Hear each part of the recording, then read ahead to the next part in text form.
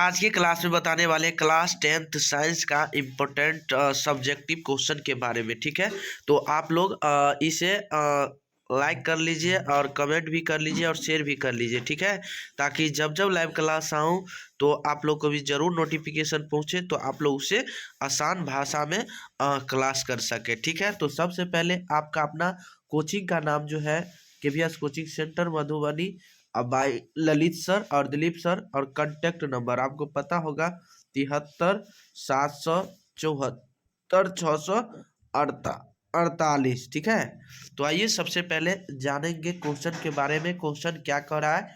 ठीक है, first number question है आपका कि विद्युत चालक पदार्थ क्या है, यानी विद्युत चालक पदार्थ क्या है जी?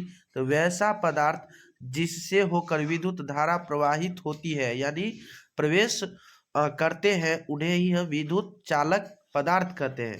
समझ गए ना? वैसा पदार्थ जिससे होकर विद्युत धारा क्या हो, प्रवाह यानी प्रवाहित होती है, उसे हम विद्युत चालक पदार्थ कहते हैं। आइए अगला नंबर क्वेश्चन क्या कहते हैं, अगला नंबर क्वेश्चन के बारे में जानेंगे। दूसरा नंबर क्वेश्चन कहता है कि विद्युत रोधी पदार्थ किसे कहते हैं? विद्युत रोधी पदार्थ किसे कहते हैं? तो ऐसा पदार्थ जिससे होकर विद्युत धारा प्रवाहित नहीं होती है, ऐसा पदार्थ जो विद्युत धारा उसे प्रभावित नहीं होती है, उसे विद्युत रोधी पदार्थ कहते हैं। उसे क्या कहते हैं? विद्युत रोधी पदार्थ कहते हैं। जैसे में उदाहरण के लिए, एग्जाम्पल के लिए आप ले लीजिए लकड़ी, रबर, प्लास्टिक, चमड़ा इत्यादि, ये सारे क्या है? विद्युत रोधी है। इससे क्या जाएगा? इससे मतलब जैसे सूखी लकड़ी जो होगा ना, उससे करंट उसमें नहीं पकड़ेगा। जैसे रबर लीजिए, उसमें भी करंट नहीं पकड़ेगा। और प्लास्टिक ले लीजिए, उससे भी नहीं करंट उसमें भी पकड़ेगा। चमड़ा ले लीजिए, इससे भी नहीं पकड़ेगा। ठीक है, आइए देखते हैं अगला नंबर क्वेश्चन। समझ गए होंगे उम्मीद करते हैं। विद्युत विभव क्या है? विद्युत विभव क्या है जी? तो इकाई आवेशों को, यानी इकाई आवेशों को अनंत से किसी बिंदु तक लाने में किया गया कार्य को विद्युत विभव कहते हैं। यानी इकाई आवेशों को, यानी अनंत से किसी भी बिंदु पर यानी तक लाने में किया गया कार्य, उसे ही हम क्या कहते हैं? विद्युत विभव कहते हैं। समझ गए? चलिए आप लोग नोट भी कर लीजिए इसे। ठीक है, मोस्ट इंपोर्टेंट क्वेश्चन है। आइए देखते हैं अगला नंबर क्वेश्चन। वोल्ट क्या है? वोल्ट क्या है जी? तो वोल्ट क्या है? एक, यानी यदि एक कूलम आवेश को अनंत से किसी बिंदु तक लाने में 1 जूल कार्य करना पड़ता है। 1 जूल क्या करना पड़ता है? कार्य करना पड़ता है।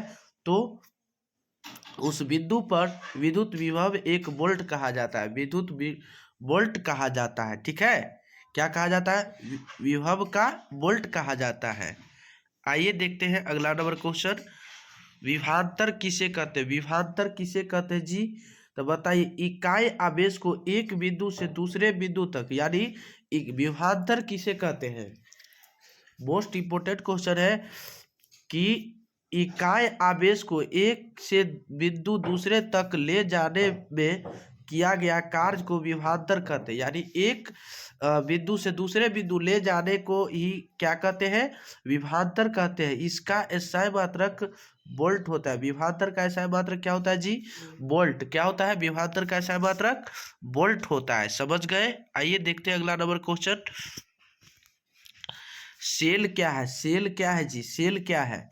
तो सेल एक ऐसी युक्ति है, सेल एक ऐसी युक्ति है जो अपने अंदर रह रहे हैं रासायनिक अभिक्रियाओं द्वारा सेल के दोनों इलेक्ट्रॉनों के बीच विभवांतर बनाए रखती है। यानी सेल का काम है कि इसका अंदर का हो जो रासायनिक अभिक्रिया द्वारा जो सेल के दोनों इलेक्ट्रॉनों के बीच जो विभवांतर बनाए रखते हैं। विभवांतर क्या रखती है? बनाए रखती है।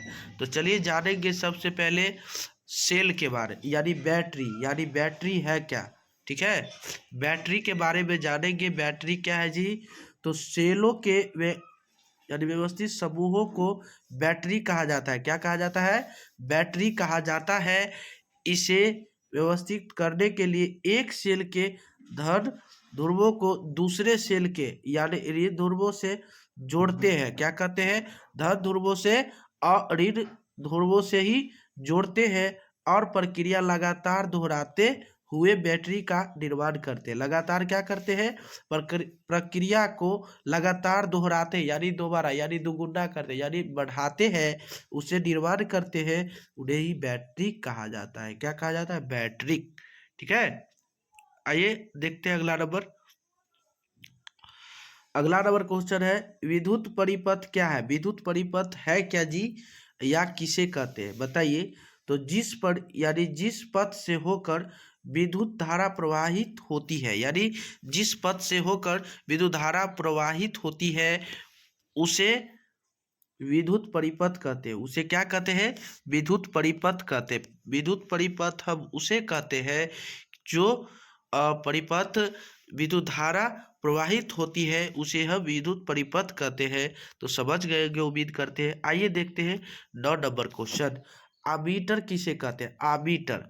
आमीटर क्या है जी? चलिए, तो आमीटर जो है ना, मोस्ट इंपोर्टेंट क्वेश्चन है कि आमीटर एक ऐसा यंत्र है जिसके द्वारा विद्युत परिपथ में प्रवाहित हो रहे हैं यानी विद्युत धारा की माप करता है। इसे हमेशा श्रेणी क्रम में जोड़ा जाता है, यानी विद्युत धारा आमीटर को किस क्रम में जोड़ा जाता है? श्रेणी क्रम में। ठीक है, जोड़ा जाता है। इससे इस प्रकार से जोड़ते हैं कि इसके धन ध्रुव से विद्युत धारा प्रवेश करे और तथा ध्रुव से बाहर निकले। तो उम्मीद करते कि मेरे भाई आप लोग इसे अच्छा तरीका से समझ गए होंगे। तो चलिए आज के क्लास में इतना ही, तब तक के लिए बने रहे और ऐसा वीडियो पाने के लिए हमारे साथ कंटिन्यू जुड़े रहे। तो चलिए इस अगले वीडियो में फिर मिलेंगे, तब तक के लिए बने रहे और आप लोग इसे सब्सक्राइब कीजिए, लाइक कीजिए, कमेंट कीजिए, शेयर